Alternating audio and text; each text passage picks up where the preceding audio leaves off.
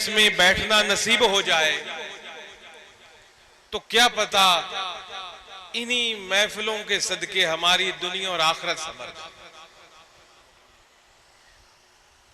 मशहूर बात है, कुरान की आयत मुकद्दस है, फज़कुरूनी अज़कुरकुम, तुम दुनिया में मेरा जिक्र करो। रब फरमाता है मैं अर्श पर तुम्हें याद करूंगा। दुनिया में जिक्र करो, रब कहता है मैं अर्श पर तुम्हें याद करूंगा।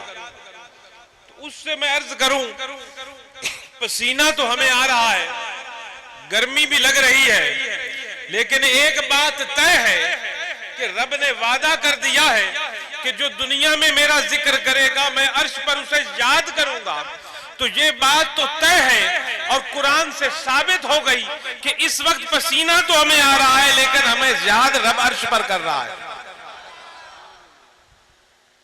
तो ये महफिलें जिक्र की किस्मत वालों को मिलती हैं, और जब किसी को मिल जाए तो अल्लाह करे वो इन महफिलों से कुछ लेकर जाए, कुछ सीख कर जाए, कुछ समझ कर जाए, अपने गुनाहों पर तौबा और इस्तिग़फ़ार कर कर जाए, आइंदा सिराते मुस्तकीम पर चलने का अहद करके जाए। और ये जन्नत की खुशबू, ये रब का जिक्र जो जन्नत की खुशबू है, इसको ले जाकर अपने घरों को मुतव्वर करे, मुतहर करे, ताकि हमारे घरों से अजाब बीमारियों के, अजाब नाचाकी के, अजाब रिज्क में ना बरकती के खत्म हो जाए और अमन और गम प्यार का गहवारा ये मुल्क पाकिस्तान बने और ये माजरा बने। तभी बनेगा जब अल्लाह और उसके रसूल का जिक्र जगह जगह पर जाता।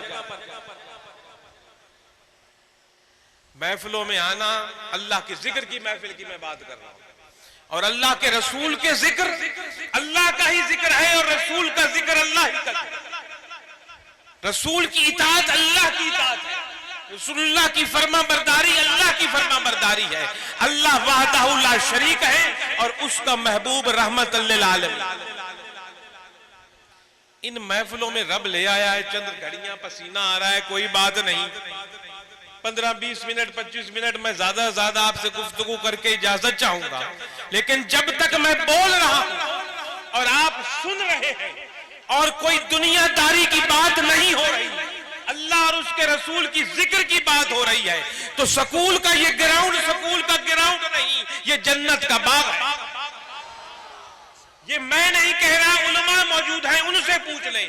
सरकारे दो आलम सल्लल्लाहु अलैहि वसल्लम ने फरमाया कि दुनिया में अल्लाह के जिक्र के हल्के जन्नत के बागात। तो जब तक यहाँ जिक्र अल्लाह का और जिक्र मुस्तफा हो रहा है, ये जन्नत का बाग है, और जो यहाँ में शिरकत कर रहे हैं उनको रब अर्श पर याद कर रहा है। तो एक बात तो तय है कि इस वक्त फलाना फलाने का बेटा फलानी जगह पर रब तुम्हें और मुझे याद कर रहा है, क्योंकि अल्लाह का वादा कभी गलत नहीं होता, वो अपने वादे के खिलाफ नहीं करता। जब फरिश्तों ने पूछा कि इलाही जो घर से इस नियत से निकला कि तेरे जिक्र की महफिल में जाऊंगा, उसको तो तू याद कर, जो ऐसे ही तंबू लगे देख कर आकर बैठ गया, उसके बारे में क्या होगा। जैसे वो पीछे 3 पुलिस वाले बैठे, अब वो बज़ाहिर इस जिक्र की महफिल में नहीं आए, वो आए हैं अपनी ड्यूटी करने के लिए। और हो सकता है कोई ऐसा बंदा भी यहां हो जो सड़क से गुजर रहा हो, उसने देखा कोई तंबू लगे हैं, जाके देखूं है क्या, हो क्या रहा है, वो भी थोड़ी देर के लिए आके बैठ गया। तो फरिश्ते पूछते हैं अल्लाह इनके बारे में क्या हुक्म है। जैसे वो पुलिस वाला अपनी ड्यूटी दे रहा है, जो राहगीर थोड़ी देर के लिए आकर बैठ गया, तो अल्लाह फरमाता है जो मेरे जाकिरीन के साथ बैठ गया उनको भी मैंने बख्श दिया और माफ कर। ये तो उसके लिए है जो नियत जिक्र के करके नहीं आया।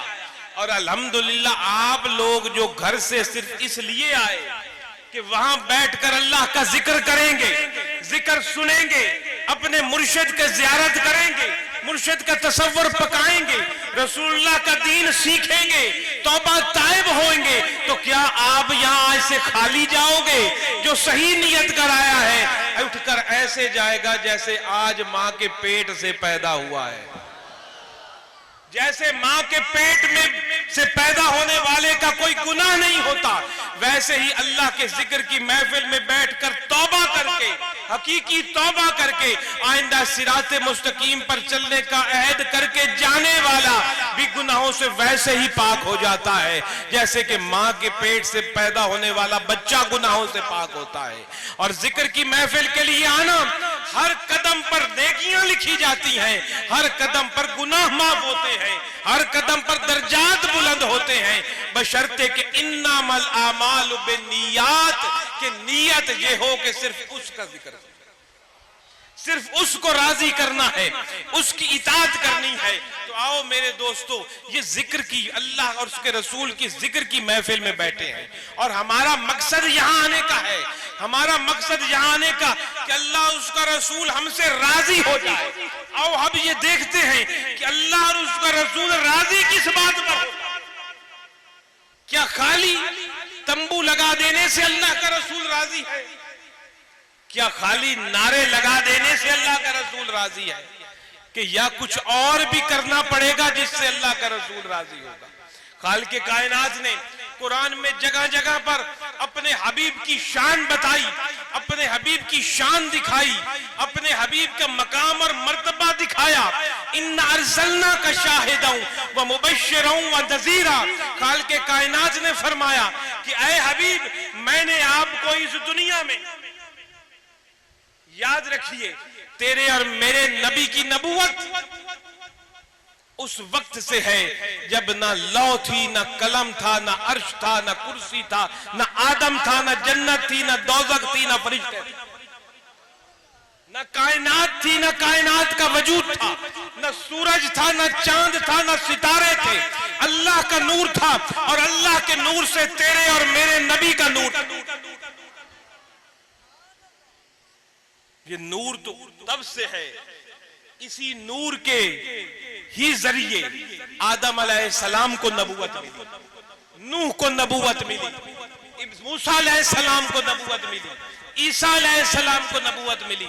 जितने भी 1,24,000 पैगंबर इस दुनिया में जलवागर हुए, सब हमारे सर आंखों पर इज्जत और मर्तबे के लायक अल्लाह के शान वाले रसूल, क्योंकि उनके सर पर रिसालत का ताज है, लेकिन उन तमाम की रिसालत की इमामत करने वाला खातिमुन नबीयीन और इमामुल अंबिया जब इस दुनिया में तशरीफ लाए और अपनी नबूवत का बज़ाहिर ऐलान फरमाया।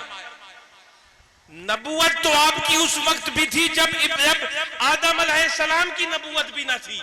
जब बज़ाहिर नबूवत का ऐलान फरमाया तो खालिक़ कायनात ने ऐलान फरमाया, इन्ना अरसलना का शाहिदन व मुबश्शिरन व नज़ीरा, कि ऐ दुनिया वालों सुन लो, मैंने अपने नबी को शाहिद बनाकर भेजा, मैंने अपने नबी को खुशखबरी सुनाने वाला बनाकर भेजा, मैंने अपने नबी को अजाब की खबर भी बता देने वाला।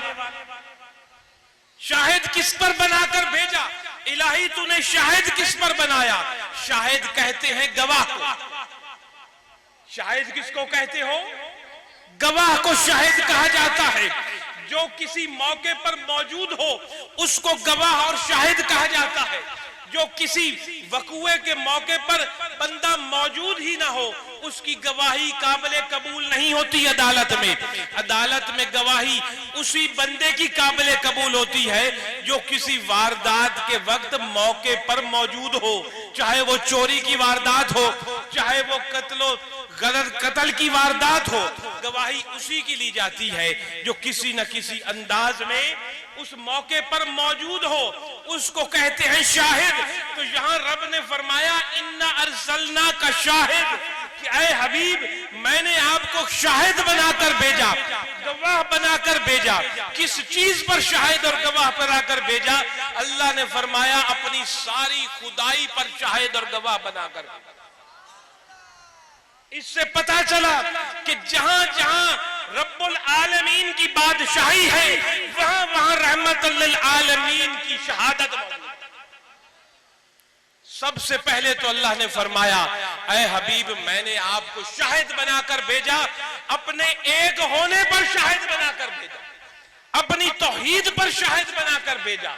अपनी वाहदनीयत पर शाहिद बनाकर भेजा।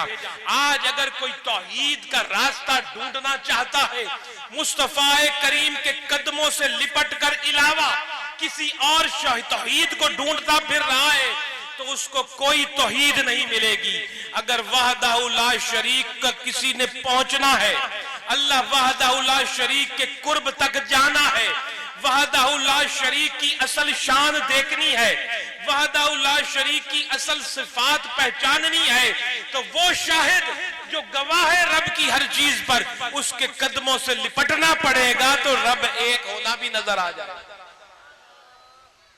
काबा तो कई सैकड़े कई सौ बुतों की अमाजगाह था। काबे के अंदर तो 370 के लगभग बुत थे। उस शाहिद ने, इस रहमत लिल आलमीन ने आकर उस काबे को बुतों से पाक करके तौहीद का मरकज बनाया। तो तौहीद सीखनी है क्या चीज है, अल्लाह एक होता कैसा है।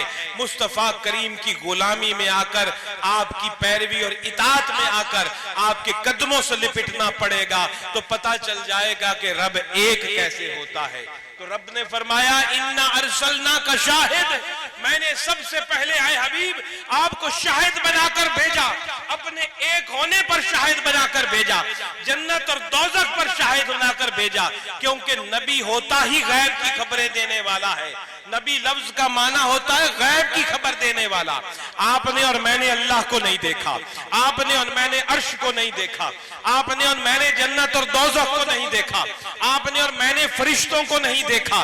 तो जिसको रब ने दिखाया वो शाहिद बनाकर आया, उसने गैब की खबरें हमें दी, तो हमने शहादत दे दी, ऐ अल्लाह तू एक है, ला इलाहा इल्लल्लाह, तेरे सिवा कोई माबूद नहीं, तेरे सिवा कोई इबादत के लायक नहीं। फरिश्तों का भी वजूद तूने बनाया, जन्नत और दोज़ख भी तूने बनाई, अर्श और कुर्सी भी बनाई, क्योंकि हमने उसकी जुबान से सुना है जिसको तूने इन तमाम चीजों का शाहिद बनाकर।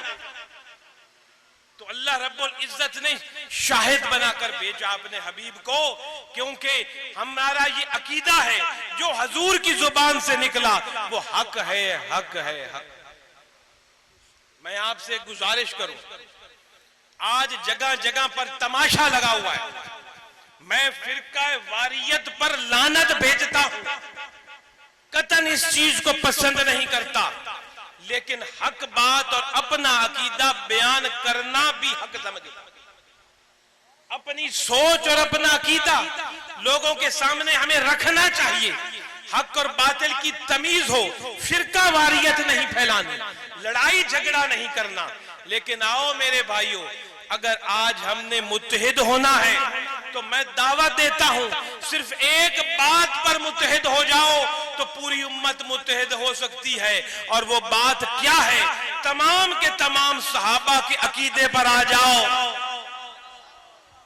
हमें तो मंजूर है सहाबा का अकीदा, सहाबा के अकीदे पर आ जाओ।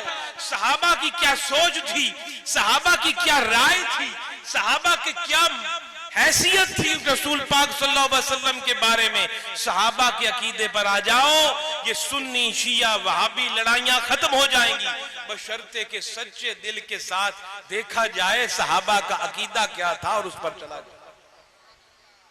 सहाबा का अकीदा क्या था? हजरत अली रदियल्लाहु ताला आप फरमाते थे, मैं जिंदगी में सिर्फ एक रात को सुकून से सोया पूरी जिंदगी, वरना मेरी हर रात तड़प तड़प कर गुजरती थी कि क्या पता अली तेरी जिंदगी की आखिरी रात हो, मुसल्ले पर बैठ और तौबा कर। बिस्तर पर लेटकर मैंने रातें पूरी नहीं गुजारी, इस डर से कि क्या पता कल सुबह देखनी भी है कि नहीं। जितनी तौबा और इस्तग़फ़ार हो जाए बेहतर है, लेकिन एक रात है लोगों ऐसी थी मैं सुकून से सोया, क्योंकि मुझे यकीन था कि मैं सुबह उठूंगा और मेरी जिंदगी है कि मैं सुबह उठूंगा। लोगों ने अर्ज की, हुजूर वो कौन सी ऐसी रात थी जिस रात आप सुकून से सोए? हजरत अली रदियल्लाहु ताला अन्हु ने फरमाया कि वो थी हिजरत की रात, जिस दिन तेरे और मेरे नबी हजरत अबू बकर सदीक रज़ी अल्लाह ताला अन्हु के साथ मक्का से हिजरत फरमाकर गार की तरफ ले गए, जोर की तरफ तशरीफ ले गए और वहां से आगे फिर मदीना मुनव्वरा तशरीफ ले गए। वो रात जब आई और हजूर ने इरादा फरमाया कि मैं रात के अंधेरे में छुपकर चला जाऊं और हिजरत कर जाऊं, तो उन्होंने मुझे बुलाया, अली इधर आओ, मैं अबू बकर के साथ जा रहा हूं, तुम मेरे बिस्तर पर लेट जाओ, सुबह ये जितनी भी अमानतें मुझे पास लोगों की हैं, नबी तो वो नहीं मानते थे लेकिन अमानतदार मानते थे। कलमा पढ़ने वाले भी अमानतदार मानते थे और जिन्होंने कलमा नहीं पढ़ा वो भी अमानतदार मानते थे। लेट जाओ, सुबह उठकर लोगों को अमानतें देकर तुम भी मदीना हिजरत कर लेना। तो हजरत अली फरमाते हैं वो दिन था, वो हजूर का फरमाना कि सुबह अमानतें वापस देकर आना। मैं पूरी रात बिस्तर पर आराम से सोया, इसलिए कि जिस जुबान से ये निकला है कि अली सुबह अमानतें देकर आना, अब मौत का फरिश्ता सुबह तक तो आएगा नहीं, क्योंकि इस जुबान से जो निकला वो होकर रहेगा, इस जुबान से जो निकला वो हक है, तो वो तो सुबह तक मैं जिंदा रहूंगा, देकर आऊंगा। ये था सहाबा का। एक और सहाबी, मुझे नाम उनका जहन से उतर गया, हजूर चहलकदमी करते हुए मदीना से बाहर गए। अगर आप हम सीरत की किताबें देखें ना, तो रसूलुल्लाह सल्लल्लाहु अलैहि वसल्लम की ये आदत मुबारक थी कि आप पैदल चहलकदमी किया करते थे, कभी सुबह या कभी शाम, शहर से बाहर निकलकर। ये डॉक्टर तो आज कहते हैं ना कि भाई वॉक करो, सेहत के लिए बड़ी अच्छी है। तेरे और मेरे नबी 1500 साल पहले भी वॉक किया करते। आप बेशुमार ऐसे वाकयात हैं कि हजूर की आदत मुबारक थी, कभी रात को, कभी शाम को, कभी सुबह को, जब फुर्सत मिलती आप चहलकदमी के लिए या वॉक के लिए शहर से बाहर ले जाते और कई मिनट आप सैर किया करते और उसके बाद फिर वापस घर आया करते, जिसको आज आप वॉक कहते हैं। डॉक्टर कहते हैं भाई जिसको ब्लड प्रेशर हो जाए वॉक किया करो, तो तेरे मेरे नबी ने तो ये साइंस 1500 साल पहले दिखाई। आज हजूर की सुन्नत पर अगर को चलना है तो ये वॉक करना भी हजूर की सुन्नत है। डॉक्टर के कहने पर तो करते हो, सरकार की सुन्नत समझ कर ही कर लो, सवाब भी मिल जाए। तो मेरे भाइयों, हजूर बाहर गए तशरीफ, वहां कोई काफिला जो है वो पड़ाव किया हुआ था। उन काफिले वालों के पास एक घोड़ा था, वो हजूर को पसंद आ गया। हजूर ने उसका सौदा फरमाया चंद पैसों में कि जी इतने पैसे का ये घोड़ा मेरा हो गया। उस मालिक ने कहा जी है। तो हजूर ने फरमाया भाई मैं घोड़ा खरीदने की नियत और इरादे से तो मदीने से निकला नहीं था, मैं तो महज सैर करने चहलकदमी के लिए आया था, तो मेरे पास तो इस वक्त रकम नहीं है, ये सौदा इतने का हो गया, मैं जाता हूं और वहां से रकम लेकर आता हूं, उस वक्त तक तुम ये घोड़ा मेरी अमानत के तौर पर रखो। इतने में वो तय हो गया। अब मेरे जहन में साहबी का नाम जो है वो सौबान सहबान इस अंदाज का नाम था। तो जनाब हजूर गए, वापस आए रकम लेकर जितने में वो सौदा तय हुआ था। तो वो उसके पास उसकी नीयत फिर गई, घोड़े वाले कोई और शख्स वहां आया, उसने उससे ज्यादा जो है वो रकम लगाई घोड़े की, तो उसने मुकर गया, उसको देने पर तैयार हो गया। हजूर ने फरमाया भाई सौदा तो मेरे से तय हो गया था, तो मेरे पिलावा अब तुम इसको क्यों दे रहे हो? तो उसने उसकी नीयत फिर गई। उसने कहा जी भी अगर आपने सौदा किया था तो गवाह ले, अगर सौदा आपके साथ मेरा इतने में घोड़े का तय हुआ था तो गवाह ले आए, सीधी बात है, बात खत्म हो गई। गवाह तो वहां था कोई नहीं जब ये सौदा हुआ था। हजूर ने कहा भाई गवाह तो वहां था नहीं। हजूर का इतना कहना था तो वो सहाबी रसूल पीछे से बोले, उन्होंने कहा मैं गवाही देता हूं इतने में सौदा हुआ था। जब गवाह आ गया उसको घोड़ा देने पड़ा। जब घोड़ा ले लिया गया और वो चला गया तो हुजूर ने उससे पूछा, भाई तुम तो उस वक्त मौजूद नहीं थे, तो तुमने गवाही क्यों दी? तो उस सहाबी का अकीदा देखो, उसकी सोच देखो, जो मैं पहले अर्ज कर रहा हूं कि सहाबा के अकीदे पर सारे आ जाओ। तो उस सहाबी ने कहा, हुजूर एक घोड़े की गवाही क्या चीज है? मैंने तो अल्लाह को भी नहीं देखा। आपने कहा अल्लाह एक है तो मैंने मान लिया एक है। मैंने तो जन्नत भी नहीं देखी, आपने कहा जन्नत है तो हमने मान लिया। आपने कहा दोज़ख है तो हमने मान लिया। आपने कहा फरिश्तों और जिन्नों का वजूद है तो हमने मान लिया। आपने कहा भाई अल्लाह हर जगह देख रहा है, हमने मान लिया। आपने फरमाया भाई अल्लाह काबे की तरफ है, हमने मान लिया। आपने जो जो कुछ कहा हमने माना। एक घोड़े की गवाही कौन सी मुश्किल है? तो उसके बाद हुजूर ने फरमाया, आज के बाद मेरा ये प्यारा सहाबी, इसकी एक की गवाही 2 मर्दों के बराबर होगी। और कोई गवाही देगा किसी अदालत में तो एक गवाही मानी जाएगी। मेरा ये प्यारा सहाबी जहां भी किसी फैसले में किसी गवाही मानी जाएगी, सुनी जाएगी, तो ये एक गवाह तसव्वुर नहीं होगा, ये 2 गवाह तसव्वुर। तो मेरे भाइयों, ये सहाबा का अंदाज, ये सहाबा की सोच। कोई कहते हैं भाई कि जनाब नमाज में रसूलुल्लाह सल्लल्लाहु अलैहि वसल्लम का ख्याल आ जाए तो नमाज खराब हो जाती है। और मेरे भाइयों, नमाज खराब वो होती है जिसमें हुजूर का ख्याल ना आए, जिसमें हुजूर का ख्याल ना आए। और जब आप किसी चीज को याद करो या किसी का जिक्र करो तो उसका ख्याल आ जाता है। और आप और मैं हर नमाज के आखिर में अत्ताहियात के बाद क्या पढ़ते हैं? अत्ताहियात में हम पढ़ते हैं अस्सलामु अलैका अय्युहन नबियो, कि मैं सलाम पढ़ता हूं इस नबी पर।